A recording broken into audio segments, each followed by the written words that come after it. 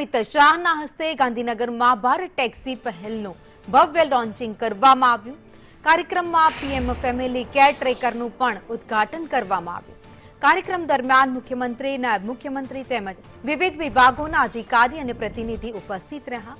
આ પ્રસંગે Bharat taxi CEO દ્વારા ગુજરાતની અનેક સંસ્થાઓ સાથે એમઓયુ કરવામાં આવ્યા, જેમાં Vadodara, Surat, Rajkot airport authority, Adani airport, AMC, ગેટકો અને સાથે જ અમદાવાદ પોલીસ સહિતની સંસ્થાઓનો સમાવેશ થાય છે।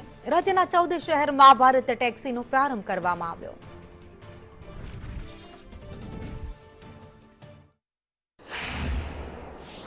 गुजरात के वाहन व्यवस्था में, मोबिलिटी में रिक्शा गुजरात की मोबिलिटी का प्राण है। अब रिक्शा भी टैक्सी में कर लो। दोनों में कंसेप्ट का अंतर यही, वो सारथी को ड्राइवर मानते हैं, हम ड्राइवर को सारथी मानते हैं। ये दोनों सेवाओं के बीच का अंतर है। સૌનો સાથ, સૌનો વિકાસ, સૌનો વિશ્વાસ અને સૌના પ્રયાસ મંત્રથી સહકાર અને સહકાર સે સમૃદ્ધિની દિશા શ્રી મોદી સાહેબ અને શ્રી અમિતભાઈએ આપી છે।